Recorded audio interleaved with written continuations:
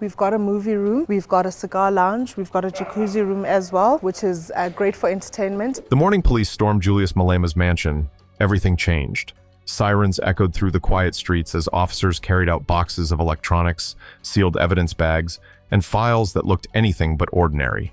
Reporters shouted questions, supporters screamed "witch hunt," and the nation held its breath.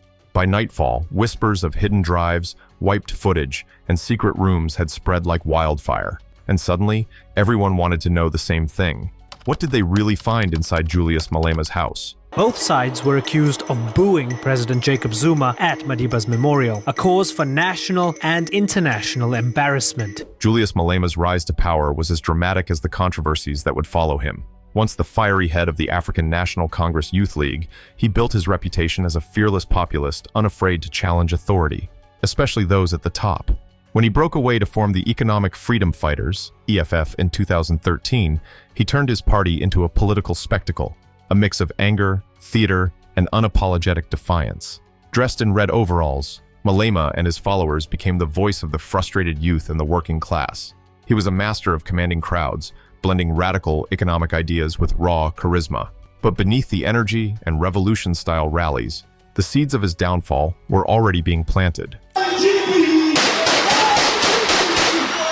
Julius Malema is sticking to his and insists the weapon he fired was a toy. The turning point came in 2018 at a rally that would go down as one of the most shocking political moments in South Africa's modern history. In front of thousands of cheering supporters, Malema, dressed in his signature red attire, pulled out what looked like an automatic rifle and fired several shots into the air. The crowd erupted in excitement, interpreting the act as a symbol of rebellion and power. Cameras captured every second, and within hours, the footage was everywhere. What Malema thought was a dramatic political gesture instantly became a criminal investigation. To his supporters, it was harmless theater. To the authorities, it was a blatant violation of the law. You are found guilty as charged. Accused 2, Mr. Snyman, in respect of counts 4 and 6, you are found not guilty and discharged.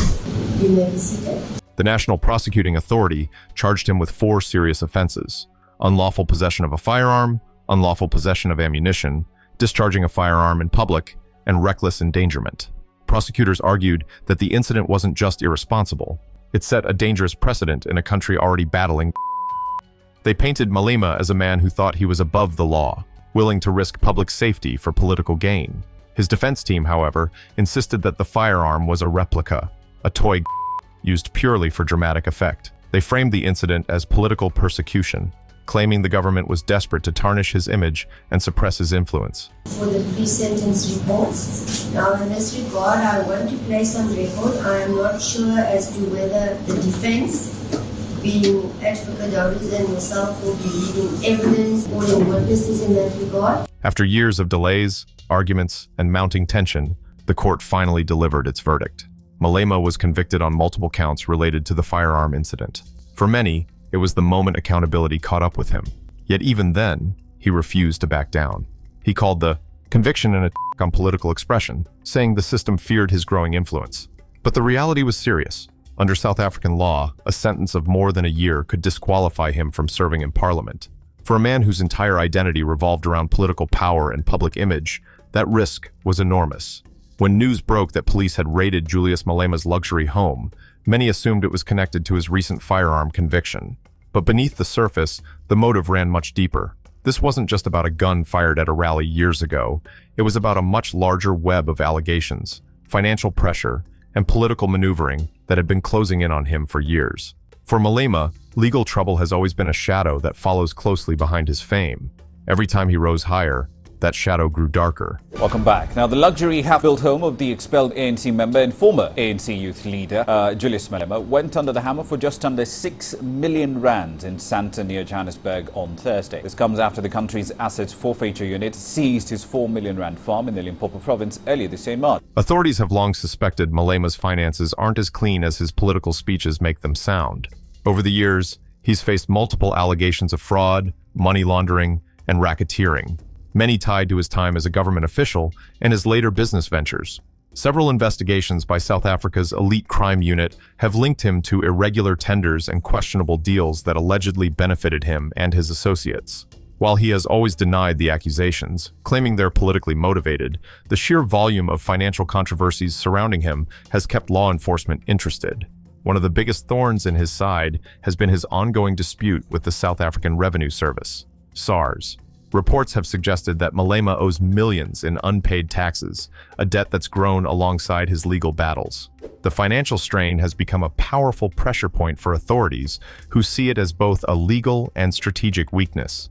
When combined with his recent conviction for the incident, it gave investigators the perfect excuse to dig deeper, and that's where the raid comes in. The police weren't just looking for firearms or ammunition. They were after paper trails, digital evidence, and anything that could connect the dots between his political life and his financial dealings. They wanted bank statements, transaction records, and potentially encrypted data that could reveal offshore accounts or hidden assets. The state's argument is clear. Malema's case might be the tip of the iceberg, the visible spark that leads to something far more incriminating beneath. For the government, success in this investigation would mean more than a legal victory. It would be a political win, proof that no one is untouchable, not even one of South Africa's most powerful and polarizing figures. But if the evidence fails to hold, the raid could backfire dramatically. Malema would use it to fuel his narrative of persecution, portraying himself as a revolutionary hunted by a corrupt establishment. He has always thrived in chaos, turning into opportunities for sympathy and support. When officers arrived at Julius Malema's home, this wasn't just a routine search, it was a calculated mission.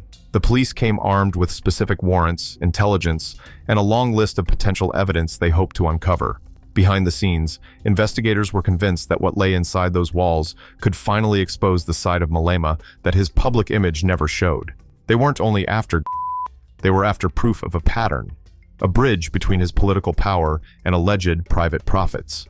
One of the top priorities was authorities believed there could be additional unregistered weapons or ammunition hidden somewhere in the property. Given Malema's recent firearm conviction, finding more weapons would be explosive, not just legally, but politically. It would allow prosecutors to deepen the existing charges and argue that the 2018 rally wasn't a one-off stunt, but part of a larger culture of recklessness and defiance. Police were ready to search every corner, safes, garages, and even panic rooms for anything that could be tied to illegal weapon possession. But the real treasure hunt was digital. Investigators were reportedly after laptops, hard drives, encrypted phones, and transaction logs that could reveal the true scale of Malema's finances. They suspected these devices might contain evidence of offshore transfers, coded communications, and payment records tied to government tenders. Emails, text messages, and even deleted files were considered potential gold mines that could help trace money flowing from public projects into private accounts. If such data existed, it could unravel years of hidden dealings and expose links between political influence and personal enrichment. Then there was the paper trail, ledgers, bank statements, and bookkeeping records. Forensic accountants and data analysts were on standby to sift through financial documents for signs of irregularities. They were looking for anything that hinted at money laundering, ghost contracts, or shell companies used to channel state funds. The goal was simple: connect the populist firebrand who claimed to fight for the poor to the lifestyle of a man living far above his means. As the raid unfolded, news started leaking out almost immediately. Journalists camped outside the property, trying to catch glimpses of boxes and sealed evidence bags being carried away by police officers. By evening, reports began trickling in. Investigators had confiscated several electronic devices, including laptops, mobile phones, and hard drives. Sources described the haul as digital heavy, suggesting the focus was on uncovering data trails rather than physical contraband. Files, USB sticks, and even a few old desktop computers were reportedly removed from the premises. However, the story quickly took a twist. Some media outlets began claiming that much of the house seemed sterile, almost as if it had been cleaned up ahead of time. There were whispers that certain rooms looked untouched, safes appeared empty, and security systems had either been disabled or wiped. One particularly striking detail mentioned by insiders was that parts of the surveillance footage, usually stored in backup drives, were missing. That raised suspicions that Malema or his staff might have anticipated the raid. Then came the talk of missing drives and redacted files. Investigators reportedly found traces of recently deleted data and devices that had been factory reset. Whether this was coincidence or calculated preparation remains unknown, but the timing seemed too convenient for many observers. Some even claimed that investigators discovered a few hidden storage areas behind false walls. But what, if anything, was taken from there hasn't been confirmed. Despite the speculation, police sources did confirm that they retrieved numerous financial documents and electronic records for forensic analysis. These materials are now believed to be in the hands of digital crime experts who will spend weeks reconstructing deleted files and tracing transaction logs. The hope is to uncover connections between Malema's political dealings and his alleged financial network. Julius Malema bought this property for more than 3 million rands 4 years ago and razed the original house to the ground to build his dream home. When news of the police raid on Julius Malema's home hit the headlines, it was like an earthquake across South Africa's political landscape. By sunrise, every major newspaper had the story splashed across its front page. Malema home searched. Police seized devices. Convict faces new probe. Television talk shows couldn't get enough of it, panel after panel debating what it meant for the country's most polarizing political figure. And then came the internet. Twitter, or X, exploded. Hashtags like #MailMaraid and #EFF Witch Hunt shot up the trending charts, turning the event into a full-blown media storm. The reactions were sharply divided, almost like two different countries watching the same movie. Malema's supporters, especially his loyal EFF base, saw the raid as pure political persecution. To them, it was proof that the establishment was terrified of a man who dared to speak for the poor. Social media was filled with posts comparing him to historical revolutionaries who were for truth. Influential party figures echoed that sentiment, calling the raid a witch hunt and accusing the government of weaponizing law enforcement to crush opposition voices. EFF's official statement condemned the move, demanding transparency from both the police and the Justice Ministry. But on the other side, Malema's critics felt vindicated. To them, this was a long overdue reckoning. Politicians, journalists, and even some former allies argued that nobody should be above the law, not even a populist leader with millions of followers. Many saw the raid as a crucial test of South Africa's justice system, whether it could finally prove that power and influence don't grant immunity. Public opinion was loud and emotional, but also deeply fractured. Half the country saw injustice, the other half saw accountability. Inside Parliament, the fallout was immediate. Opposition parties pushed for detailed disclosures about the raid, what was found, what laws justified it, and who authorized it. Meanwhile, the government found itself walking a tightrope. Officials had to defend the legality of the raid without appearing politically motivated. Ministers emphasized that no one is untouchable and that due process would be respected, but the optics were complicated. Every statement sparked fresh debate.